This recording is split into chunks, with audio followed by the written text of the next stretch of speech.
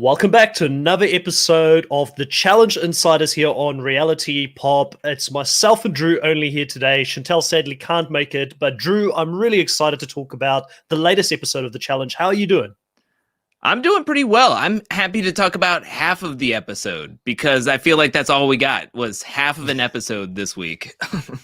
This was so strange for me to watch because I've never had to recap about an episode that didn't have an elimination. So I've been recapping in the preseason about Survivor. There's always someone getting, well, I guess there's certain votes where people don't get voted out and they go to Redemption Island and they can come back. But most of the time, there's actually a conclusion to the episode. This kind of feels like a draw. And I know you Americans don't do draws over there. So it's kind of like watching soccer, which, I hate draws in general. How does this come? Like, how does people feel about episodes like this over in the US? To me, it's like a little bit of a strange one.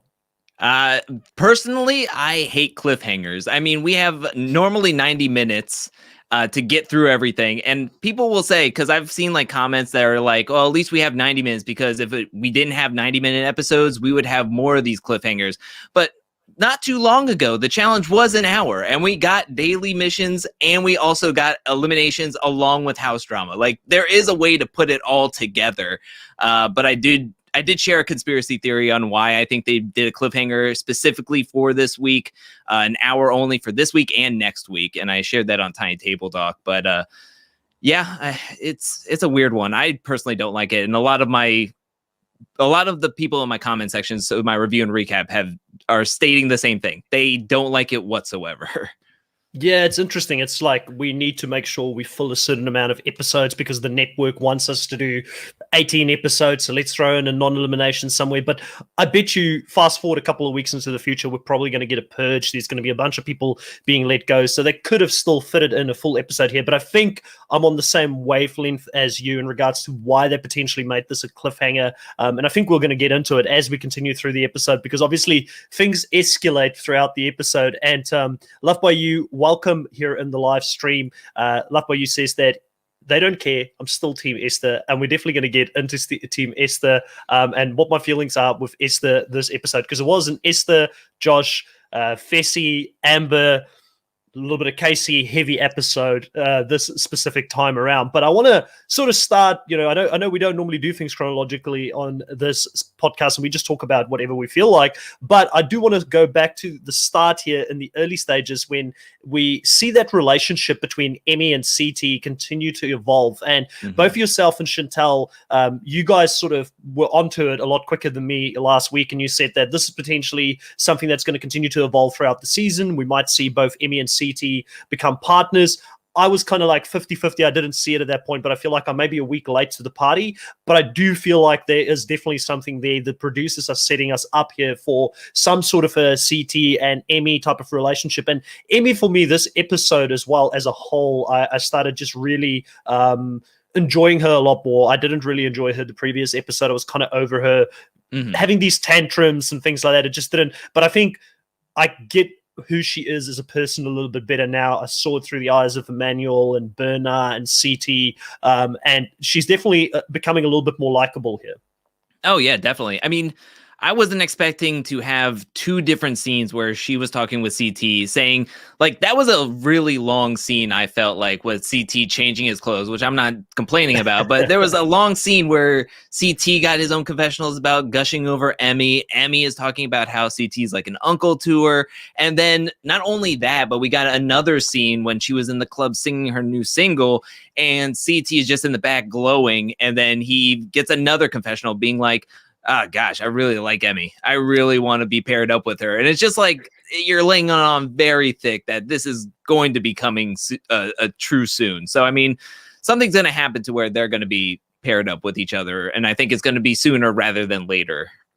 Yeah, I got some, like, I don't know if I was the only one. I was like, CT kind of interested in her a little bit more than just partners. Like it was a bit weird because you're right. Like you saw a glow in his eyes that I haven't seen in CT on the challenge for a long time when talking about a partner. Because most of the times, he doesn't really get it. Like he's great, but in a lot of partner situations, he's had some tough partners in the past where he didn't get along with them that well. Him and Big T last year was a great example of it, where definitely with Big T from the start, I got that there was no interest from his side. He just saw her as like a little sister he wanted to train. But there is something here. Maybe he sees a little bit of himself in someone like Emmy, where he was a bit of an outcast when he first came to the challenge. He struggled to find his place and his footing there, where a lot of people didn't understand him, and obviously had a lot of personal stuff going on when he came onto the challenge with his brother and all that stuff that sort of drifted in there. Maybe he sees her as a bit of an outcast and he can sort of relate to her, and maybe that's what it is. But it was a very interesting dynamic there between the two of them. And you're right, the camera was on him for such a long time. And I was like, hey, camera, focus on his face, because they kept going down. So I'm sure the girls who were watching didn't complain. No, definitely not. Another thing I want to bring up is that it could be like someone, he sees how strong she is physically, but also he just sees how like strong she is and how much of a fighter she is. I mean, yes, it gets emotional, but she is being very like she's taking in all the advice that he's always giving her. And we saw that happen at the end of the episode 5 mission. And I think he sees that she does want to learn, that she does want to play this game, and she is making some friends. She has Emmanuel and she is able to talk to everyone, but she does feel like an outcast. And I mean, some people have made the mention that maybe Emmy is like, I don't know, kind of like how Kara was starting out. She was very much an outcast, and CT and Kara were very strong with each other, have a very strong bond with each other. So maybe he sees a little bit of Kara in her, and maybe they're just clicking better than maybe CT and Berna are. And maybe CT is getting frustrated with Berna. She's always hanging out with Nelson. Maybe that relationship is getting stronger and she's deciding to hang out with him more. And CT wants somebody who's going to have their head in the game and want to run with somebody with their head in the game. So maybe that's where he's like, I see the fire, I see the passion, where maybe he's not seeing that all the time with Berna, or maybe their connection isn't as strong as as the game moves on with it. So. No, 100%. And you bring up a good point here with Berna, because, in the challenge that they actually do here on the day, Berna's sort of heads in the sky. She's just enjoying being out there, the experience. CT's trying to focus on actually what's happening, trying to win the challenge. So clearly they are on different wavelengths here. And, one thing you can't fault Emmy for is the fact that she is extremely passionate about doing well. Her scene where she's paired with Yui, tapping on Yui's leg to try and get him to like focus, and saying that Huey's asleep at the wheel and he's not doing anything. I was in stitches when I saw that, and really starting to grow on me. And then Love by You here in the comments says that I told you guys it's just because she's young, she's not that bad, she is a bit babyish, which is true. I think that victim attitude is something I personally don't relate to very well. There was a little bit again of this in this episode where she can't work with Yui and that, but I think that if she gets a strong partner with her, maybe that will change. Now, if it doesn't change when she's got a strong partner, that's a whole different story. Speaking the truth here, welcome to the live stream as well, says that Emmy is a likable person. She's just not a great competitor in the challenge, in her opinion. And then Love by You also says, what's wrong with Berna? I think that, Drew, you kind of explained it a little bit. She's got love goggles on and she's more focused on Nelly T potentially, and also just the experience of being out there. I think Berna is one of those people that really takes in everything that she does, and she probably just enjoys the journey of being on there. I don't think Berna realistically, she does come across as a competitor, but I don't think realistically she's thinking she's going to win this show. Yeah, I mean, it's probably not even anybody's fault. Like, it's that they're not like communicating well with each other. Maybe just as the game progresses, they're all just going in separate ways and hanging out with other people in the house. I mean, when hearing some interviews from Berna, she said that she didn't really talk much with like Devin or some of the people in the house. And we know from last season, CT was working very closely with Devin. So, I mean, if they're not hanging out with the same groups of people or the same cliques, or they're just not talking as the game progresses, I mean, sometimes you just branch out and you kind of just like, at first you want to have a good partner, but sometimes you just don't gel when you get to learn more about somebody, or it's a different way in the house or the way the season goes. So, I mean, I don't know if it's anybody's problem or one person's issue. I think it's just maybe they're just not feeling the connection anymore, and they feel it in other people, and they may want to go in separate directions.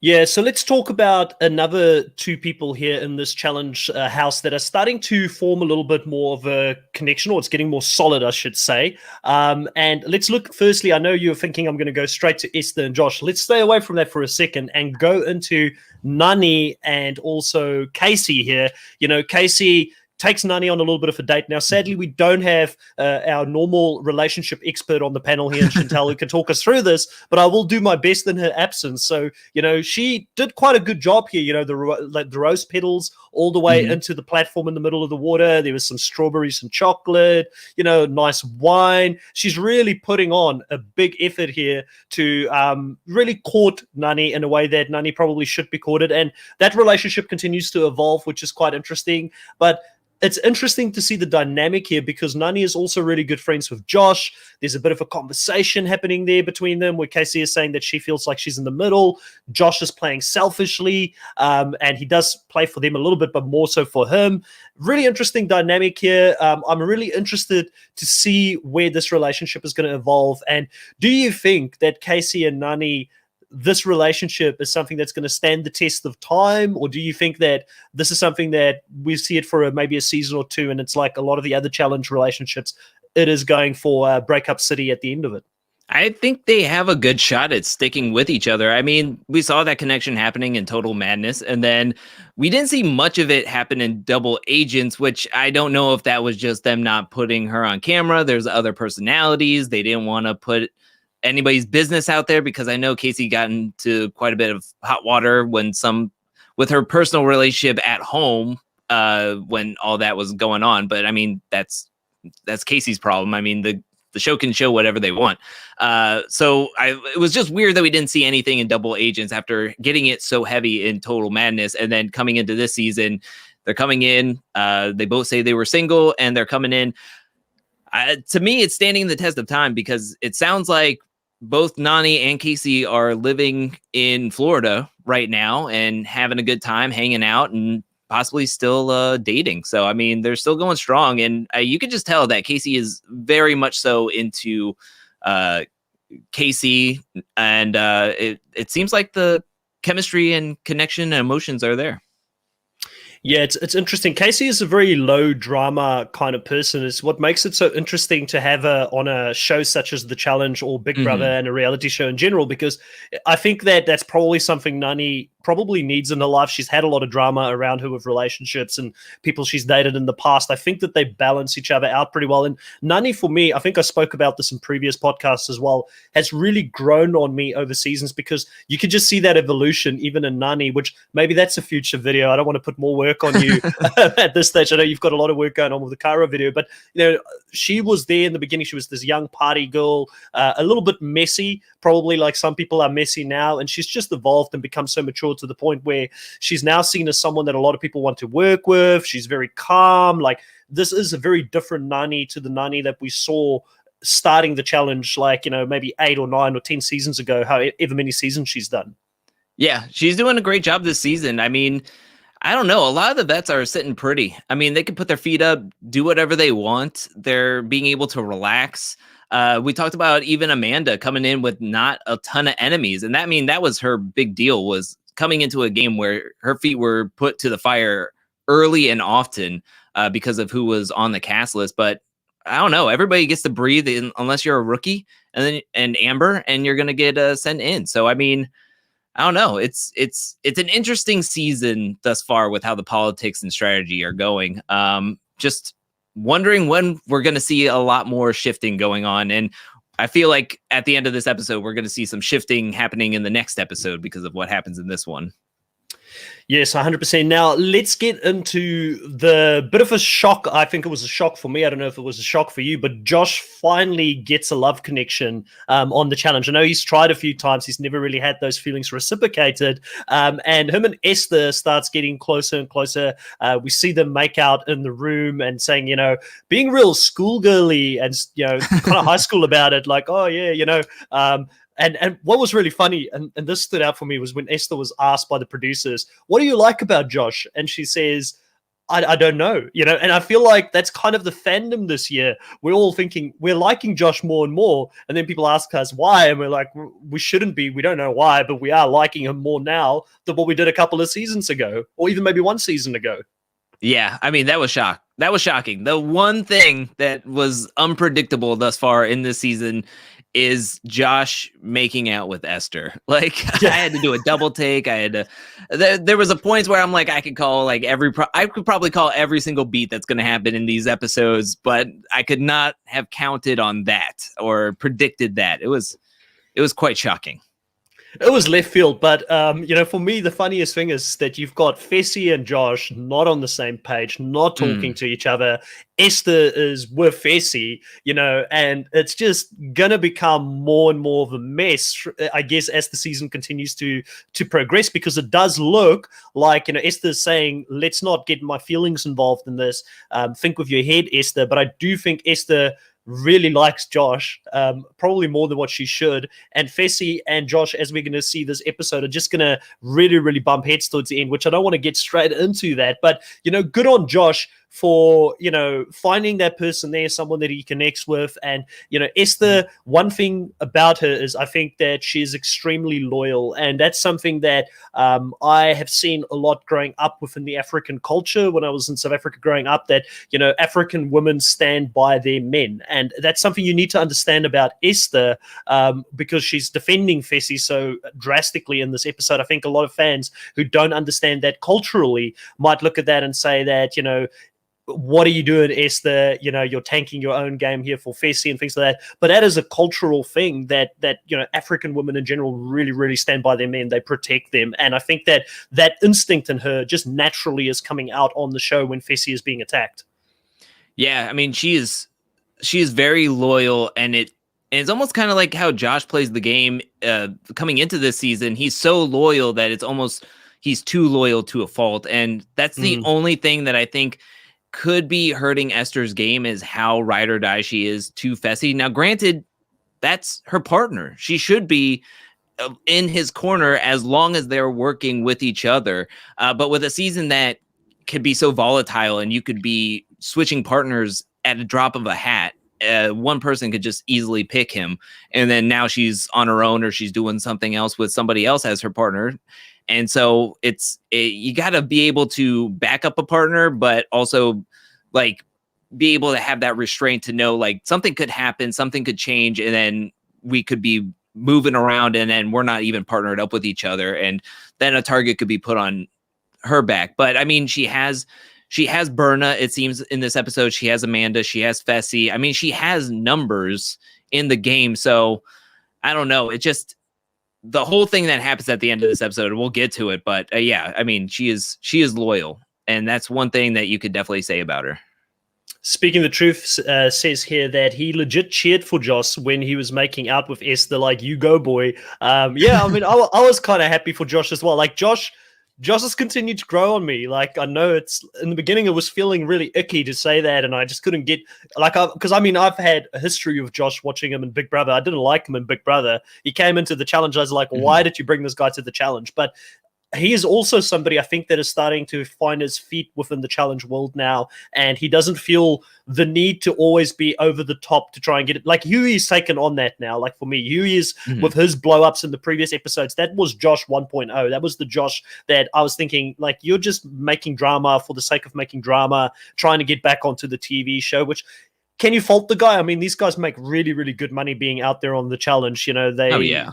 I don't fault him fully for sort of leaning into that, but it was annoying, and I kind of felt like it was overplayed. But overall, really still happy with Josh this season. I think that he's really matured. His friendship with Devin is something that's very interesting as well, and we'll definitely talk about that again towards the end of the podcast as well. But I do want to go into the challenge here. The challenge was, 2 cars that were going to go out there and do drifties around these cones, and they had to look at different symbols, memorize it, and then unlock a lockbox. And the first thing that I thought, Drew, if I was on that car, I would have been vomiting all over the place. I don't know if you remember as a kid being on a seesaw, how dizzy you can get after a while being on a seesaw. So for me, I was looking at this and I'm like, what the hell is going on here? It's like, it looked interesting, but it was quite interesting to see that the people who actually dominated, once again, is those Big Brother Alliance. They were the top 3 teams. Like, it's just, what are they doing at the moment that are making them just that much better than the rest of the competitors out there?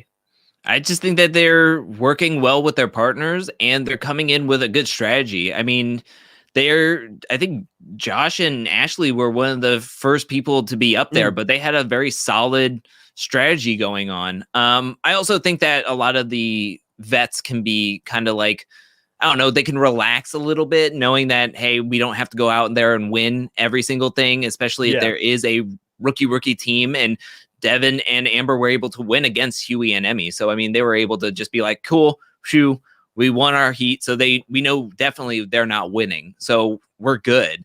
And so I just think that they can relax. But yeah, Big Brother is doing something well with these weird challenges. I mean, they're carnival games almost. This one was not my favorite, very bottom of the barrel. If we're ranking these missions, this one was very low in entertainment value, and it wasn't really fun to watch. There was one time I just thought it was funny because they put GoPros on all the people's hats, and they cut to CT's, and he's just staring at the trunk, and it doesn't look like his head is moving. And it's like, I don't think this is how the producers or the editors were hoping that it was going to look or how it was going to go. They thought maybe it was going to be cool. They could have some POV shots that were the cameras going all around, but nobody was having it. But yeah, I mean, they're just knocking it out of the park. Top 3 this episode was the Big Brother and their partners. It's crazy. Yeah, I mean, we've had, about 6 challenges now so far, and I think Big Brother has won like 4 out of the 6 or something like that. It's been a pretty dominant sort of display here from them, because I think Fessy and Esther, they've won, and again, my memory is horrible, so you correct me if I'm wrong. I feel like they've won like 3, and Casey and Emmanuel has won like 1 at least. So I feel like they must have done quite a few out of the ones that have been done so far. Yeah, I know Fessy and Esther won 2. And then Casey won 1, and then Josh came in second like twice, or came in third, top 3 in a few of them. So, I mean, they're all doing relatively well, being up at the top, come in these challenges and finishing them. Yeah, you're right. So, because the other 2 were Tori and whoever she was with one episode, Ed, yes, and then also the first one was Logan and Anissa. So yes, the rest of them were all won by Big Brother, I think. So pretty dominant display. And like you said, they're doing well at the carnival games. You wouldn't think that playing in a game show where you're locked up in a house would translate so well to a show such as The Challenge, but what The Challenge producers do really, really well. And I hear you on this challenge not being probably the most entertaining one when it comes to watching it. But one of the things for me, I feel like they've got better balance than Survivor, in some ways, is that they really do throw different things at people. Like Survivor can get very one-sided sometimes, like it's always the same challenge over and over. There's like a puzzle component to it at the end. There's an obstacle course component to it to the beginning. So it becomes predictable. Where with The Challenge, at least they throw different things at it and they keep people on their toes. But it is interesting, though, to see that everybody that sort of reacted the way you would think they would react to it and be very calm with this challenge were all of the experience, all the vets there. They're used to these kind of things being thrown at them, and it was like the newbies who really freaked out. Like you saw, well done to Esther for being a newbie who got it together in the middle of the challenge, because there was one point that her eyeballs were so big when she was on there thinking, what the hell did I just get myself into? Because she would have never done anything like this in her life before doing this. But overall, I do think that this is where that experience comes into play as well. These guys, these Big Brother guys, they've had a few seasons now. This is their 4th season for most of them, I think, and Josh may have done 1 or 2 seasons more than Casey and Fessy at this point. So that's really translating well into this challenge for them here. And we also find out here when Emmanuel does really well that Emmy says that, you know, he's a beast, he's a monster. If he does win this, he's going to pay for my next music video. Yeah, I mean, good on him. I mean, and then he's saying that he wants to help out Emmy, and putting that in the middle of the mission, you're kind of like, okay, that's feeling like it's tipping off, like something is happening. Why is Emmy talking about Emmanuel in the middle of this?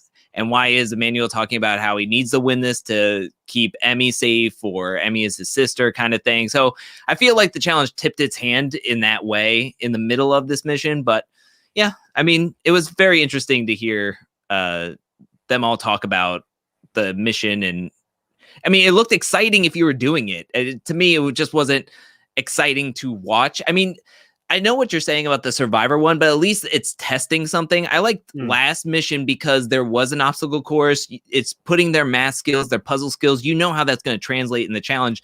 This one ultimately helps or tests people's vision, if they have 20/20 vision, and if they can communicate with their partner well enough, is basically what it boils down to with this one that's testing it. You're not really going to see them getting on top of 2 cars in the finals or anything. So I think that's where it kind of gets like, okay, we're just seeing them strapped on cars. They're not really doing a whole lot, but fidgeting with numbers on a lockbox. So I think that's where the difference is. I would rather see them holding up their arm or being on a giant pole, having to wait it out for an endurance competition, because I feel like that's getting them to do something in the mission. So yeah, and it also plays into, I guess, what most of these guys kind of train for. I mean, yoga, Ashley put in all that yoga work beforehand. I don't know how it helped her in this specific challenge. And we see Nelly T and all of his workouts and things like that. You know, these guys aren't training to do challenges such as this. They're training to do something physical or athletic, and then, you know, the challenge throws something like this at them, which has got nothing to do with all of that. Which is, it's funny because we continue to not really get much from I feel like Corey and Nelson throughout the episode. Obviously we'll talk about the one scene that Nelson got towards the end because I thought that was hilarious, but you know, at the end of the day we don't see much from them, and I keep forgetting that Bettina's in the show as well, you know, but her laugh, pure gold. Pure gold every time, you know. The most unique laugh that I've ever heard on the challenge, maybe in life. Yeah, well, I used to work at Coke, and there was one lady that laughed very similarly to Bettina, and she would go all out whenever she found something funny. But yeah, I mean, Corey and Nelson for being on the challenge for so much, they really hit the shadows. As of right now, until we get to the ending where Corey's just stirring the pot all he can between Fessy and then Nelson with the pizza. So it's just weird. It is weird. We get one scene with Corey talking to the driver, telling him to stop the car, and he's joking around and stuff. But besides that, nothing. Like legit nothing this episode or even much of last episode. It's just weird to me. Yeah. Oh, well, he did sort of egg Fessy and you know, Amber on towards the end. It was like the one naughty scene from him there, which was quite funny. But again, I agree with you. They're two such big characters. We both had them as our number one guy picks, and there's just been absolutely nothing from them this season. I don't know if that's a good thing or a bad thing. I still think they're probably going to go deep into this. I feel like somewhere down the line, Fessy's going to get clipped or something's going to happen with him this season. I mean, we'll definitely talk about that. But, you know, at the end of the day, we're not getting that from them. Now, I am quite interested. I talked about, you know, the whole, he reminded me of Johnny Bravo in the previous one and the whole cartoon thing. And I send you a clip of that afterwards because you guys both, Chantel and yourself, didn't know who that was. Do you agree that there was a resemblance between Nelly T and Johnny Bravo on the show? Because he kind of comes across as a cartoon character for me a lot this season, more so than just the player. I'm loving it, though. I'm loving what Nelly is giving me. I think it's super fun and enjoyable. I mean, from the muscles and him kissing his muscles, I can see it. But, I mean, that's pretty much all I could see between them.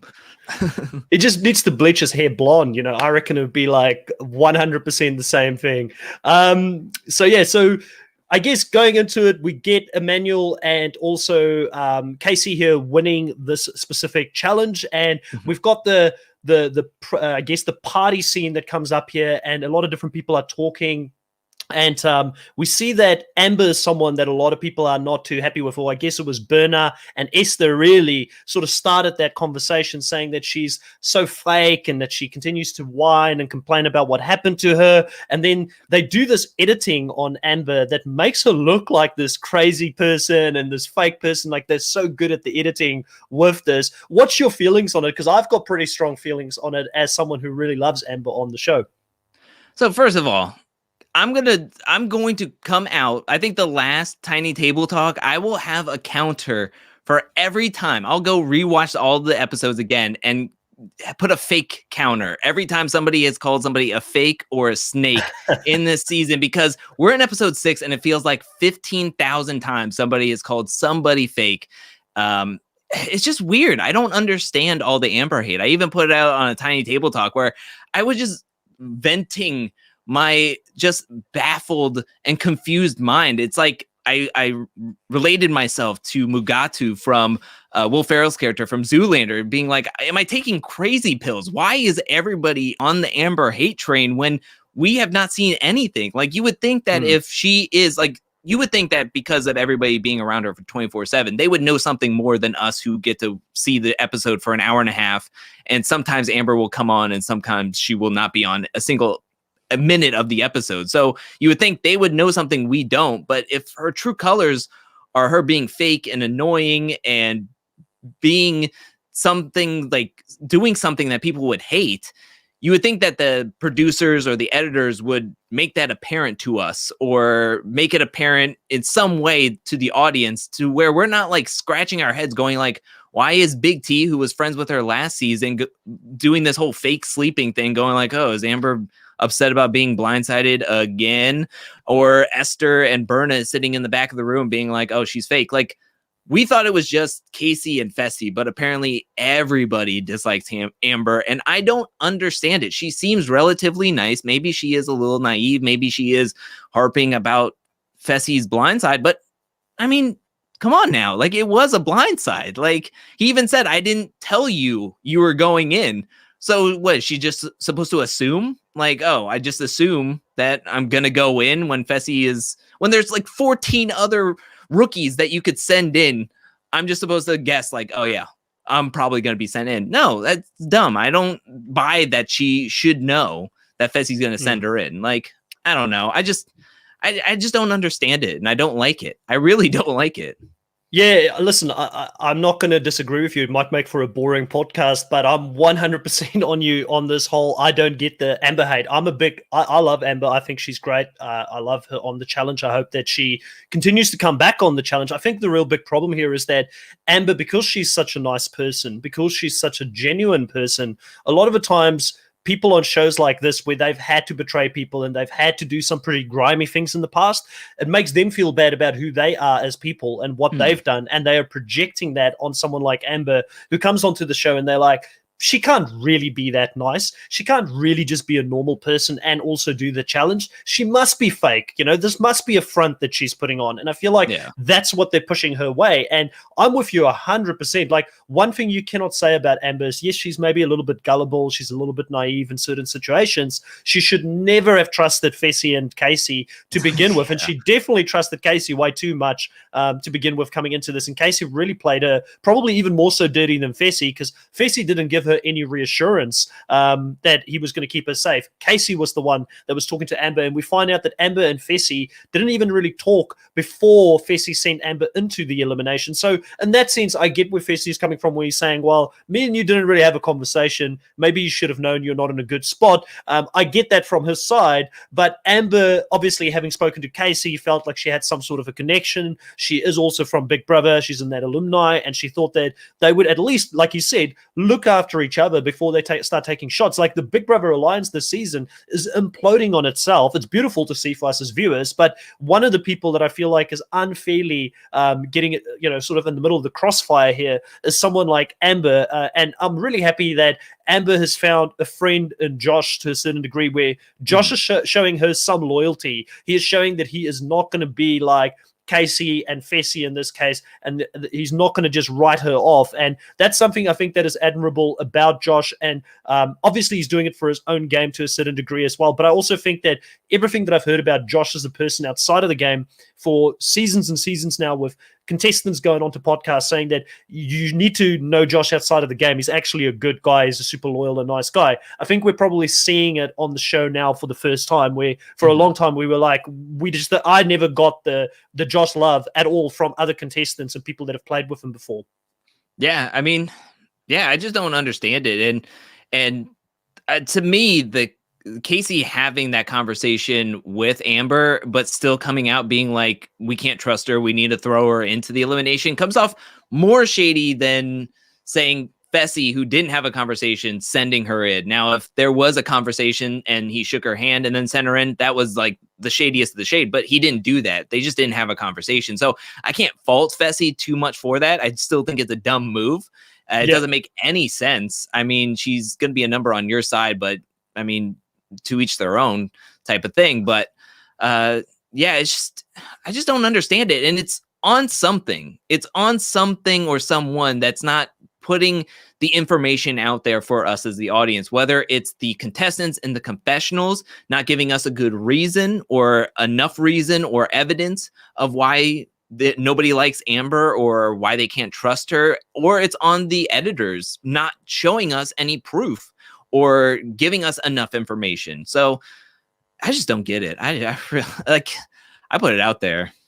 Yeah, 100%. Rodrigo, welcome to the live stream. There's no reason for hate on Amber. Sorry, she took only her rookie season to win, unlike most people who's been doing this for years and they still haven't won. And I think that kind of also goes into why there's some hate on Amber. I think that some of these people that have tried for so long, and to me, it was immensely satisfying when Amber won last season, because even last season she was counted out and sort of disregarded. She was like the stepsister or the stepchild within that relationship where nobody really cared about her. And then you have people like Fessy and Casey who think that they're all that. They're the athletes on the show. They should have won by now.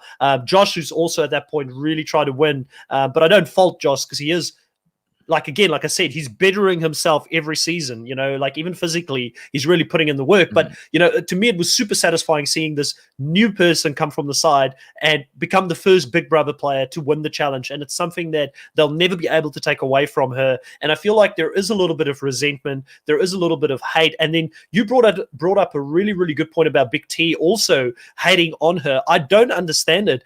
Big T, you don't have that many friends in this house this season. You should be grabbing onto any past relationships that you have. This is like one of the few rookies from last season that came back again to play. You should be grabbing onto that. But I think that Big T is very good socially, or understands the social dynamic of the house very well, where it's easier for her to be in the side of the house and not stand out and go to the Amber side in this situation, because I don't think Amber's got that many friends around her. And if she didn't have Josh, I think that she would have been going in down there every single episode. And I'm very interested to see what CT's thoughts are on this whole Amber hate, because, he's someone that worked really well with Amber last season, and we just don't get him saying anything about this. So I'm really interested in that. Yeah, it's with the Big T. I mean, first of all, Big T's partner Jeremiah and Amber are very close with each other. So, I mean, that could be like a little trio right there. And then you could just like branch out from that, grab Josh. Josh has Devin. I mean, you could just start to snowball some of the pairings and connections and stuff. But I don't know. This is like CT isn't being shown stepping up for Amber or Big T. Maybe he doesn't want to like put his neck out on the line for him because they are like so far out there with everybody and he wants to keep in good social standings. I mean, you hope that he's being a good friend to them off camera and when they're not being shown on camera, but you never know. I mean, it's just weird. Love by You says that Esther is also doubling down in the after show, saying that Amber did in fact know. So I'm curious, why would Esther lie about that? And people this season seem to agree with it. It's interesting because I haven't seen this time around. I didn't have time to watch the after show prior to the podcast, so I'll go back and watch that afterwards. But for me, I think that, and again, I can only speculate. I think that they kind of assumed that she should know because Fessy and her never really had a chat. They never really said that they were good with each other. So maybe they were just assuming, no, she should definitely have known. But Fessy kind of, even in the confessional here, says that, you should be more angry at the other people who knew about it, who didn't tell you. So he's agreeing that she didn't know because he says that they should have told you. Well, they wouldn't have to tell her if she knew she was going down. So there's some really confusing mixed messages about what happened here. And I still think that, Rodrigo is right. There is a bit of jealousy over Amber. I think they're projecting on her because she is probably a really nice person. And like I said, Love by You, at the end of the day, I understand where Esther is coming from. Esther is an African woman. I come from South Africa. I've seen this growing up. Culturally, African women stand by their men. And Fessy is her partner in this game, so she's going to back him no matter what and whatever his view is. So I fully appreciate that in any case. I guess the other really big part here is that, you get a whole blow up because of a pizza. And, I've had some of those hungry nights coming out from town and, having a dirty old pie, or like in New Zealand and in South Africa in the Southern Hemisphere, pie is not like a dessert like you have over in America. It's a little bit different. It's like a meat pie that you cook in an oven. So I thought I'd just clarify that. I know some places in America call a pizza pie or something like that, but it's not that. But anyways, I've had some comfort food after going out into town sometimes. So I get it. But there's a whole blow up here that Tori sort of starts, which is really funny. Yeah, I mean, so this could be technically Pizzagate, I guess, 3.0 now in the challenge. I mean, Pizzagate 1 was Marie and Brad in vendettas, where she was taking a pizza back to her room and Brad blew up on her after she threw pizza on him while he was in bed with Brittany. And then Pizzagate 2 we saw happen last season with Casey and CT, and I mean that involved Josh as well. So that was a big blow up. And now this one, I mean, I think Amber was really looking forward to that pizza, and then at the end of the day, it didn't even come down to the pizza, because when she went to go talk to Fessy, this is when like Fessy was like, well, I could tell you something else, but I'm gonna leave it at the pizza.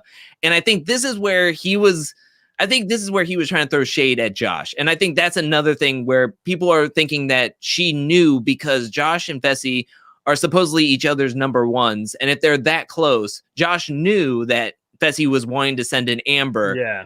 Josh was partnered with Amber. He should have let her know. And I think that's where Fessy was going to be like, I'm going to drop a bomb on her right now. Like, I'm going to tell her right now that Josh knew and he didn't tell her. And that's who she should be mad at, not me for sending her into the elimination.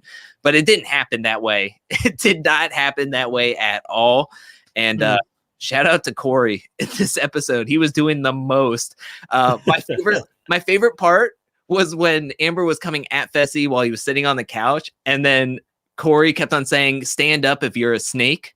Stand up." And then Fessy stood up in that moment. It was just really funny. It was like, oh, come on now. It's amazing. But yeah, I agree. The best part of the episode. And then also, love by you saying Drew was right.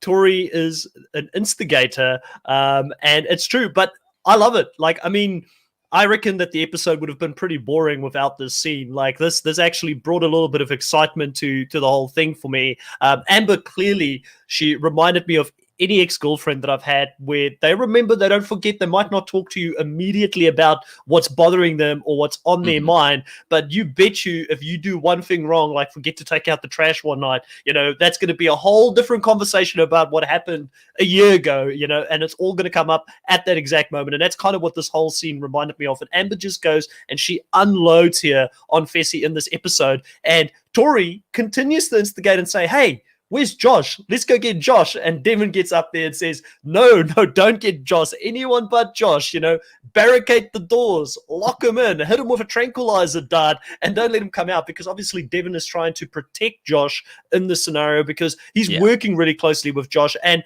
I really, really am enjoying the Devin and Josh relationship that's evolving going from being these two enemies to working together. Really, really good stuff here. And I think that that's a partnership and a duo that Josh can gain from more in the future compared to what he's had with these Big Brother people in the game, and it's going to be interesting because these are real life friends that are fighting here. How is this going to sort of, I guess, evolve into their real life and what they do outside of the show? Because the show is such a small part of what they do. It's their job, but it's kind of like when you work with friends, sometimes it's not a good thing if your friends are not on the same page as you. Like, I always try and not introduce friends to the workplace that I work at, if that makes sense. Right. And one thing I will say is a comment that I read in my Tiny Table Talk today. A commenter by D Money Raw talked about how Tori on the Official Challenge podcast, I did not listen to this, but this is what he said. He said that Tori lied and said that she was the one that said that, oh, Fessy ate the pizza kind of thing, and that it was her idea.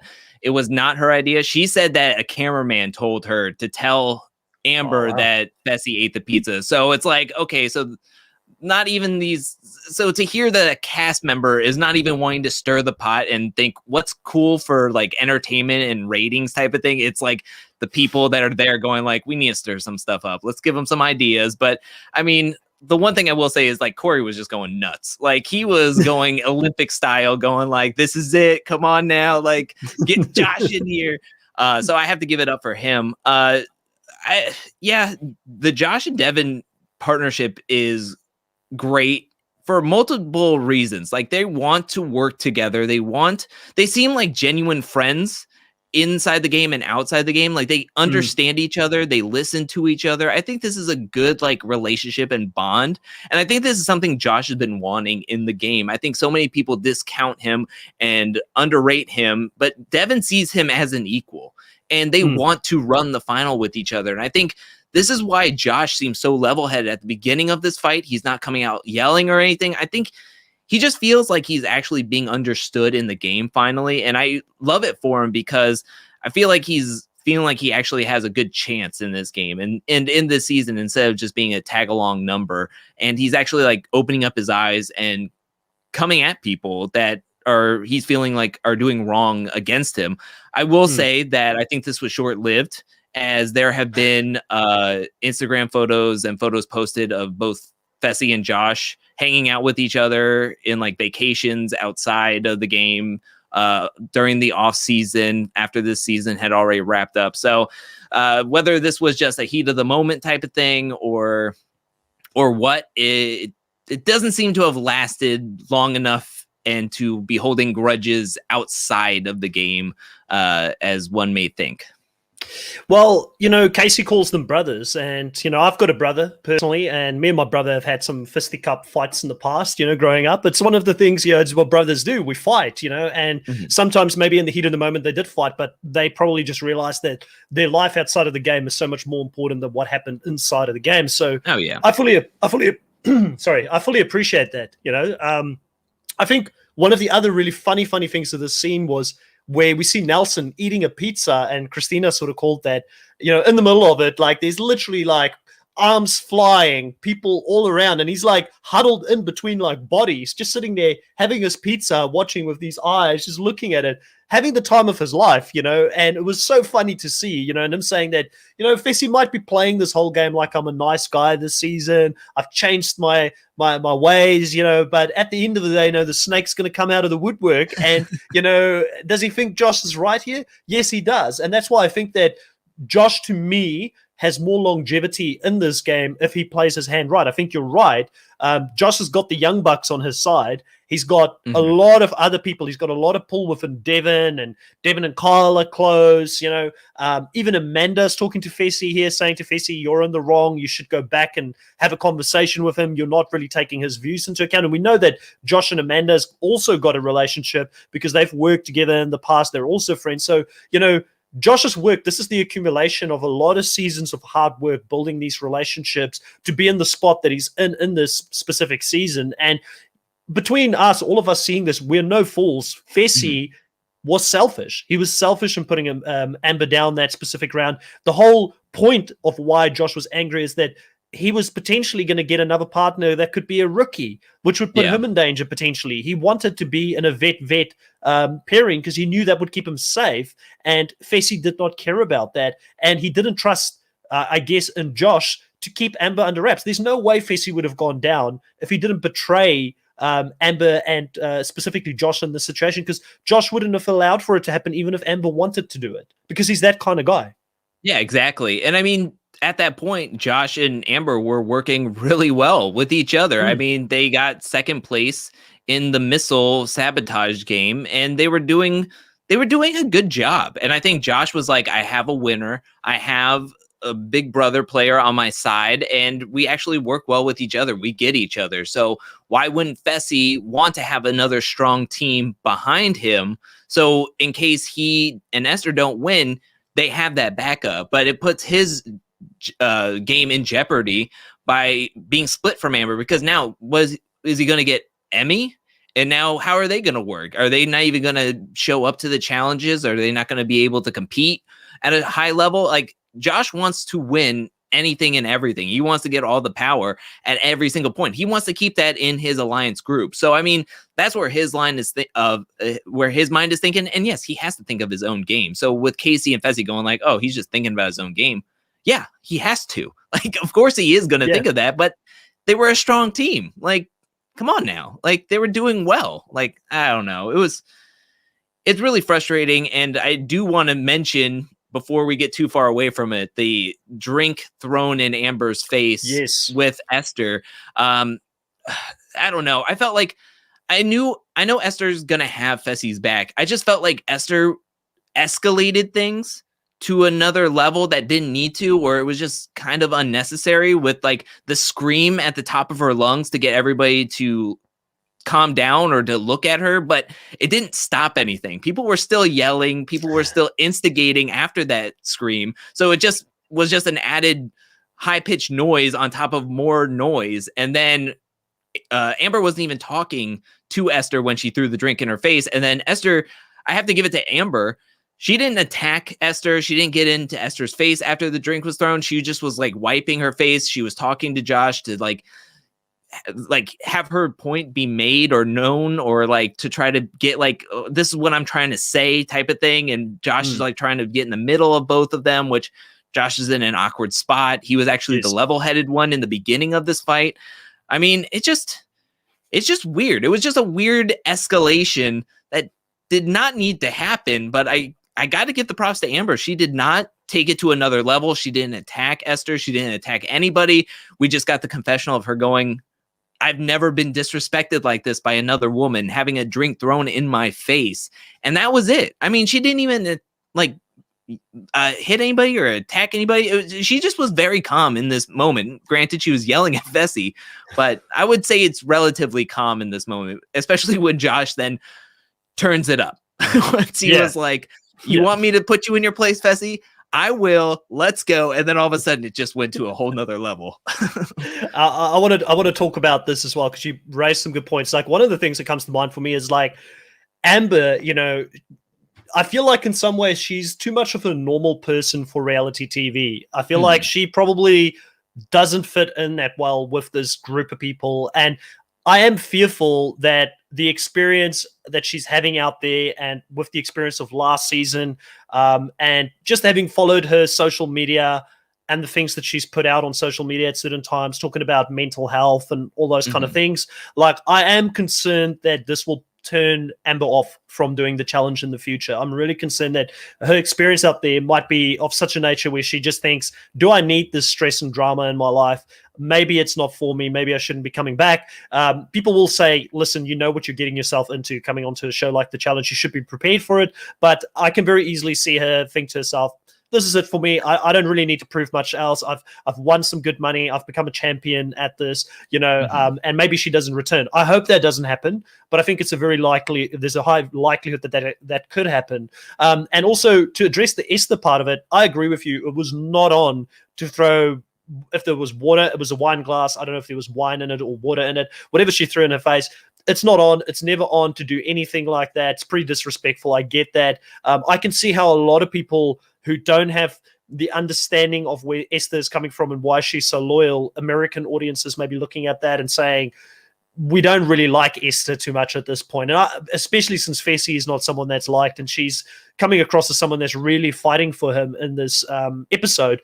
So I don't discredit that. I would fully understand if people come from that angle. I do think that Esther's done enough this season already to come back again, because she's definitely proving that she's not going to be someone that's going to be boring. She's going to have strong opinions. She's going to be good at competitions. She brings that international audience to the show, which I know doesn't always translate into live viewers as soon as the show goes live, but I'm sure that it does translate into people watching it online and things like that afterwards. So hats off to her. And then hats off to the producers for manufacturing this moment, because it was the best moment of the episode.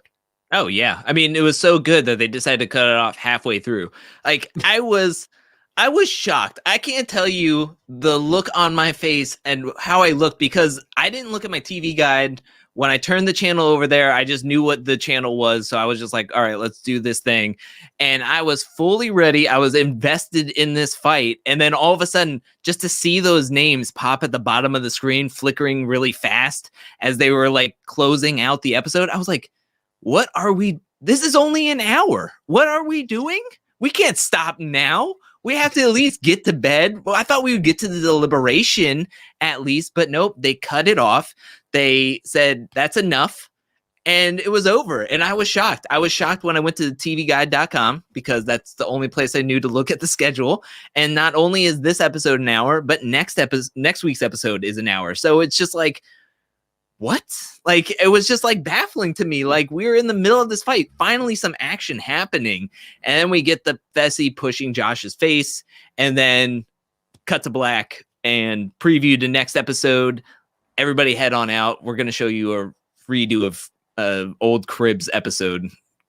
Yeah, I think the straw that broke the camel's back was Josh screaming, "You haven't won a season yet," because, obviously Josh has won Big Brother, and Casey's won Big Brother, and Fessy's the only non-winner there, and I think that probably just put him over the edge. But making contact on someone's face in the way that he did, even though it was with an open hand, it was kind of like a shove more than anything else. TJ coming in. I am sort of worried for Fessy here. He could be in some serious trouble. This could be the end of his game. It's going to be interesting to see what happens, and if it's just a little fake out, to keep people interested going into the next episode. But we haven't seen anybody get physical like this. I mean, Turbo was removed for less than that. Like, Turbo didn't actually even put a hand on Jordan in that season. It was just the fact that he was willing to go there, and obviously the security struggling to contain him, that they thought, okay, we need to get this guy away from here. But this is actual contact made here. And wasn't it in the season where Devin was in as well with Bananas, where he ended up being sent home as well for doing something very similar? There was like some sort of or was it, I can't remember. Something happened between Johnny Bananas and Devin. I think it was like way back as well. Sometimes, just having contact with the face is enough for TJ to say, hey, this is gone. This is it for you. I think what you're referencing is Pastagate that happened back in the day in Final Reckoning, where Corey swept the leg on Tony, and that's when Bananas and Devin were having a fight. But because Corey had to be taken out of the game, Devin was taken out of the game as well. Yeah. To even go back one season, well, 2 seasons before that even happened, this is very hearkening to Nelson pushing Derek's face when they were having a scuffle on the balcony at Dirty 30. When coming home after a night out of drinking, Nelson was talking about how the Young Bucks are here, going to take out all the old men, take out all the old competition. Derek says something, and that instigates a fight. And that's when Nelson does exactly this. He does exactly what Fessy does in this episode, and Nelson was taken out. So to me, if I was a betting man, I would be putting all my money that Fessy is getting DQ'd. Now, it's the other stuff, though, is like, will Josh be taken out of the game for instigating? Will it be because he was directly like in the middle of all of this? Will Esther be taken out? Because we have seen, not recently, but in past seasons of the challenge, like season 17 or season 18, where Brad was drunk as a skunk, and then he decided to pick a fight with Darrell, a boxer, a well-trained boxer, and he decided he was going to start a fight with Darrell. Darrell pummels his face into mush, but both men were taken out because Brad was the one instigating, and he was also drunk. And I just think that they were like, okay, your game's over. So it's not so much a question is if Fessy's going to be disqualified, because I think it's a foregone conclusion that he's going to be. I think it's going to be who else could possibly be sent home, and will that be a factor in anything? And I think that could be interesting. If both Fessy and Josh are taken out of this game, Casey is left with no big brother people except for Amber. And what does that mean for her game? I think she will be well padded because of the Vet Alliance, because she is so close with Nany, and with her comes many friends. But yeah, I just don't know what could happen. I don't think Josh will be taken out of the game. I don't think so. I honestly think Josh is okay. I mean, the producers love Josh, by the way. Like, I mean, last season there was this specific scene where him and Devin got into it, and he shoved Devin so hard onto a couch, where that was like next level. Like the force that Fessy connected with, the face. I think that the problem here is that he connected on the face, where when Josh did that, he kind of shoved him on the shoulders into one of the couches behind them. I thought back then, okay, for sure, Josh is going to get in some trouble here. Josh is probably going to go home. Like, you can't get physical like that. Plus, by the way, if we're talking about Esther throwing something in someone's face, Josh also did that to Kyle last season as well. Yeah. So, this is not the first time that someone's done something like this. So we have to be neutral in regards to this and call it out when we've seen it in the past. But, I think that Josh is probably safe. He's probably going to get a strong talking to in regards to cooling it down and the way that he speaks. But I mean, to me, this was a very mild Josh compared to what we've seen in the past. Like, yes, he was going at him. He was verbally attacking him and saying things to him. But we've seen a lot more from Josh in the past. And if he hasn't been removed for things in the past, I don't know how it happens this time around. I hope it doesn't happen, because I don't want Josh's game to go down in flames this way. This is not the way I want to see him go out of this game. I think that he's done enough this season for us to look at him and say, let's see what he can do with Devin, because this also affects Devin's game negatively in a big way if he does go. And I want Devin to stick around. I want that alliance to continue to grow and turn into something. One thing I don't want to see, though, next season is both Josh and Fessy back on the screens with Casey, and this trio just continue to play the game together, and there being nothing interesting about the dynamics and the social politics within the game, because I feel like we've just been watching one long season with the Big Brother Alliance now, that every single season it's the exact same thing, and it's becoming pretty boring. Speaking the truth here, said that, do we think, because it's so boring and it's so predictable in the sense of what's happening here, could we see a winners of the War of the Worlds twist for season 1, where they actually split the pairs into singles and they all had to go and play for themselves? Do you think there is a possibility that the producers might make a change like that? And do you think that producers make these changes on the challenge on the fly, or is it really pre-planned before the season starts? Because in my mind, I'm thinking they probably plan the format of the show way in advance, and it's not just based on the season and how things are going. I mean, we've had some boring seasons in the past that they just went on and did the same theme throughout, even when people figured it out. Like the Skull Twist is a good example.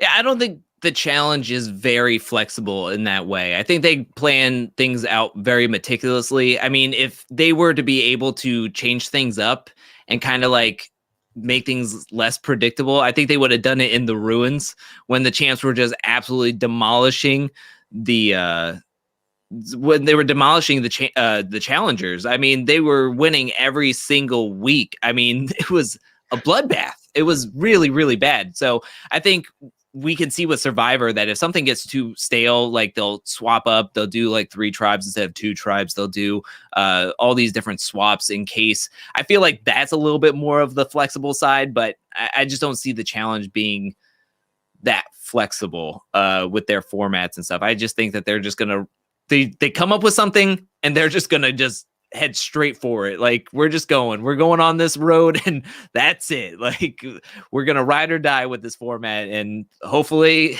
everybody will like it. But yeah, it's just, it's a weird scenario, but I agree with you that back in the day, there was the JEK Alliance, and they were thick as thieves. They were never going to turn on each other. They were never going to hate on each other. Johnny, Evan, and Kenny were always going to work with each other if they were on the season with each other. But they never did a season. They did seasons away from each other. Like Kenny was on Fresh Meat 2. Neither Bananas nor Evan were on that season. The duel, only Evan was on. Well, no, Kenny was on that season as well. But I mean, Kenny was gone. And so Evan was there on that season by himself for a while. I think the duel 2, only Evan was on that one. So, I mean, they all had to do their own thing. We've seen Bananas on a ton of seasons. Now, there's a lot of seasons. I may have gotten some of those confused, or I just know that they weren't all at the end with each other on some of those. But they didn't do all the seasons together. So it's just weird seeing this Big Brother trio get to go to every single season, and they're just there. Like you said, it's just one long season because there's no turmoil in between them. They don't seem to really get frustrated with each other except until this episode or this season. But then when you look back out in the real world, they're fine with each other again. So if they were brought onto another season, they would just be back to normal with the Big Brother alliance. And it's just like, my goodness, like, I don't think there's been an alliance that could just be here over and over and over again, that people just are like, can we just have one?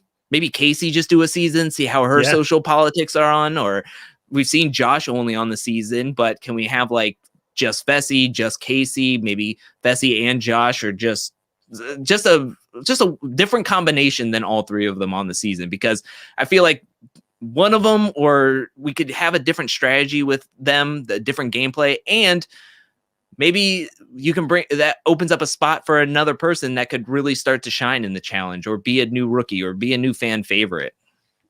No, 100%. I agree with you on that. And also, just out of interest sake, in the beginning of the episode, I put out a poll to say, who do we think gets the award for being the messiest player this episode? And it was between Joss, Esther, Amber, and Fessy. Obviously, Messy Fessy took the prize at 44% of the vote going to Fessy. There were 28% of people who said Esther was the messiest player this episode, and 22% saying Josh was the messiest, and then 6% said that Amber was the messiest out of those four options. So I don't think there's any big shock, but definitely interesting to sort of find out what people are thinking. I also want to look at our draft. Now, obviously on our draft, we're not going to lose anyone this episode because we didn't have anyone go down into the lair, but I do think it might be fun to speculate who we think the house vote would be going into this next episode, and potentially who do we think will go up against them. And based on what we've seen on the edit, I guess this episode, I think that two people that are kind of guaranteed to go down obviously is going to be Yui and Emmy. They're probably going to be what I assume would be the house vote. It's an easy house vote without having to sort of muddy the water and get in trouble if there is a vote reveal at any stage or something like that. I think a lot of people will not want to take the risk of going against veterans here. Who do you think are the most likely people that are going to go up against them? And also, how do you think that's going to shape out, knowing that the next elimination is the old famous Hall Brawl that is going to be up? I think this is going to be interesting, especially if we do get TJ coming to the house before anything happens, or even after, maybe probably before the deliberation. He'll probably make a morning house call. And I mean, he even says in the preview that when he makes a house call, it's never for a good thing. And to me, I think that means that Fessy could be leaving as soon as possible after they review the tapes and everything. So, I mean, it looks like Chantel could lose a player, and then we get to the deliberation. And then it'll just be a women's elimination. So, I mean, Huey probably dodged a bullet this time, and so now it's going to be Emmy. And I mean, you don't know what could happen. Maybe it could be Berna going up against Emmy because CT doesn't seem to be caring about his team or pairing with her. Maybe it could be Esther going on, or Priscilla.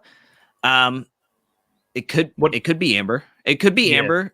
Or here's the thing: Casey losing Fessy, her seemingly number one, now has to make nice with Josh, who is now, she's looking for rebounds with numbers, maybe is going to want to work with Josh and Amber, being the new Big Brother squad now with that trio.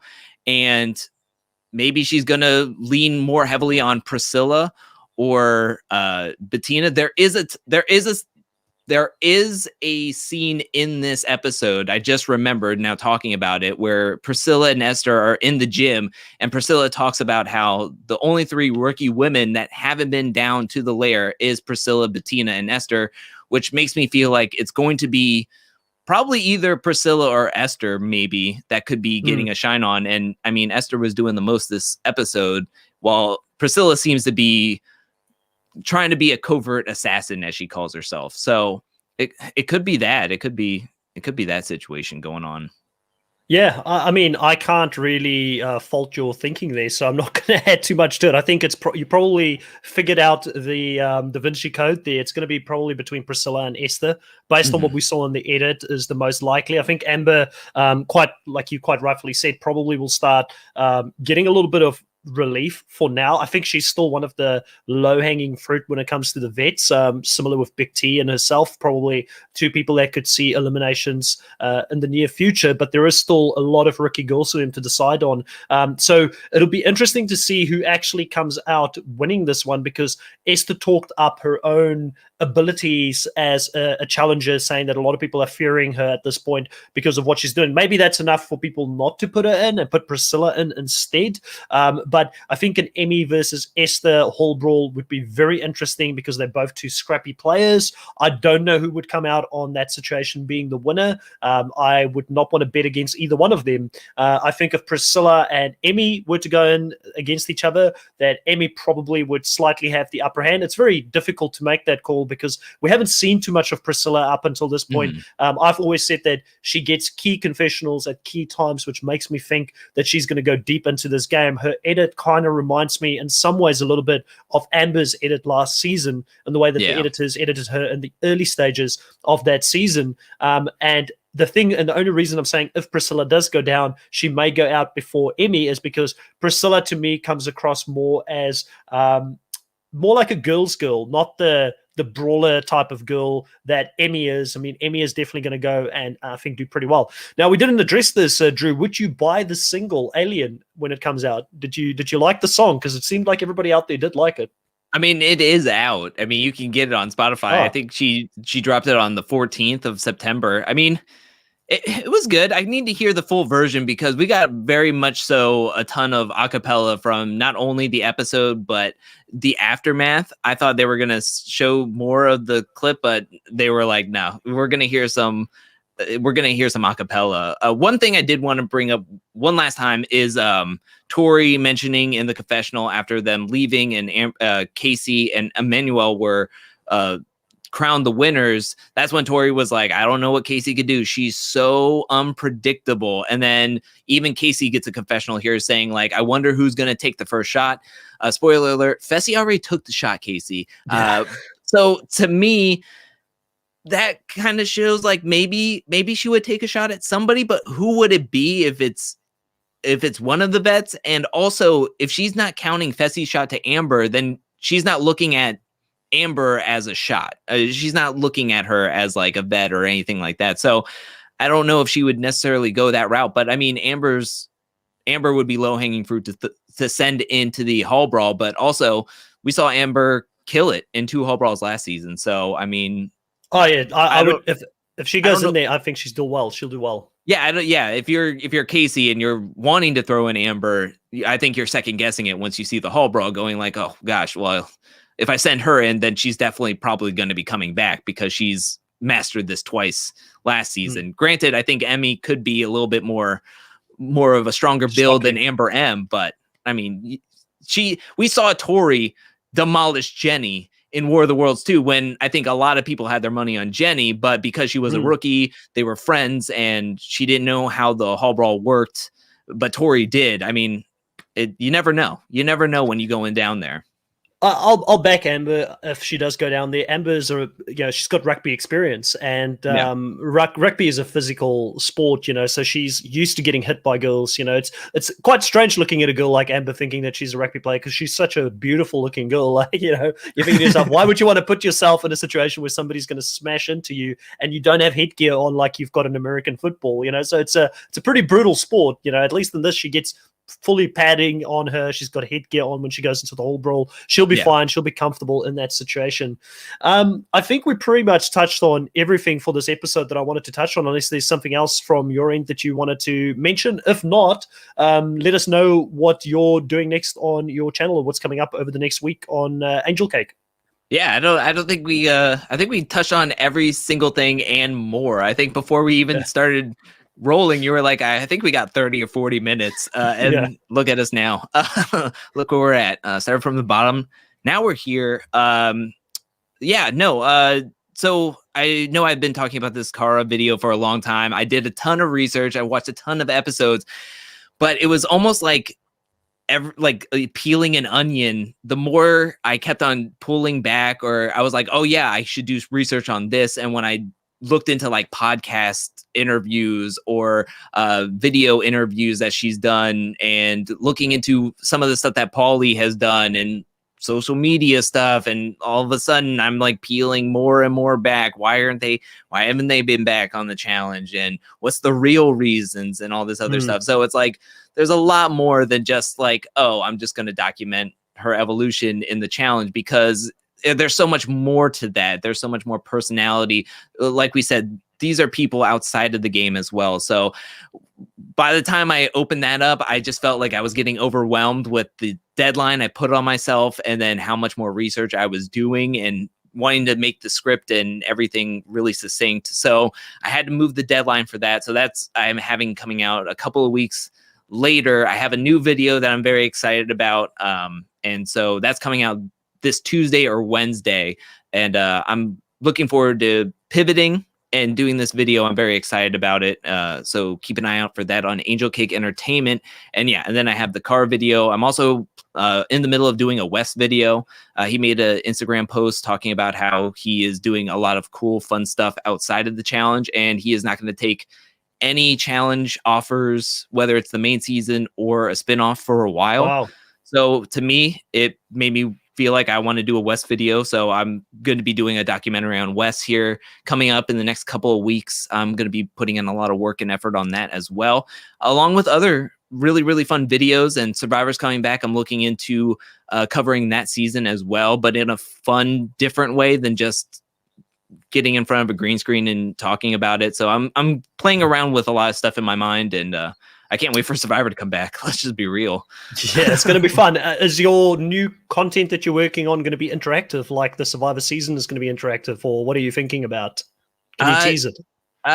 So I want to make it more like, because I love movies and I love TV shows and I like different things besides just reality TV. And I did a video, the WTF moments, where I got to play around with it, where I had like talked about stuff that happened, but I put in a lot of pop culture stuff to kind of like mirror some of the stuff that was happening. And I found it funny. A lot of people found it funny. So I was like, I would like to do more stuff like that. So I would like to do something different with, say, covering Survivor than, I don't know, a lot of people just like get in front of mics and just go through the whole episode and then that's it. Like, so I want to do something a little bit different, a little bit more out there, and really push myself content wise and see if people like it. See if people like something different than me just doing tiny table talk for the for Survivor. But it's also something different because I've only done one other Survivor season. That was Winners at War, where I knew everybody because I watched the show. This is completely new, random people, and I'm just excited. I'm with everybody else. I'm very excited to have Survivor back after a long hiatus. So this is gonna be interesting. It's gonna be fun. It's going to be fun. So I guess on the subject of Survivor, I just interviewed the latest winner of Survivor South Africa last evening. That's available on our channel as well. What a crazy, crazy season. Still one of my favorite seasons, I think, overall. We also will be doing our recap of the finale in about 4 hours from now. We'll be live back on here as well to do our finale recap, followed by tomorrow doing a retrospective on Australian Survivors, Brains versus Brawns, with a couple of fans and also Jimba jumping onto that one as well. So a lot of content dropping. Obviously, the Survivor buffs are going to start putting out more and more content on Reality Pop for this season of Survivor. We've got Big Brother recaps coming on. And then again, next week, myself, Drew, and Chantel should be back for the Challenge Insiders at 8 p.m. Eastern Standard Time on Friday to talk about the latest episode of the Challenge. I can't wait to talk to you about that and to finally have a result and not this cliffhanger in regards to what happened in this specific round of the Challenge. But Drew, it's been a lot of fun talking to you, and we'll do it again next week. I can't wait, and I can't wait to have Chantel back. Yeah, 100%. You know, we need her looking at those relationships, giving us great insights, but she does so much more than that. But it always feels strange for two guys to sit here and try and delve into what's happening between these two people as a couple right here. And, you know, I don't know. I'm just not that romantic type in general, but I think we try to do the best that we can with what we had, right? Oh, yeah, definitely. I mean, I watched some Hallmark movies. Yeah. Oh, well, there you go. All right, guys. It was good talking to you all. Thanks for the live crowd as always, and we will see you guys next time. Goodbye.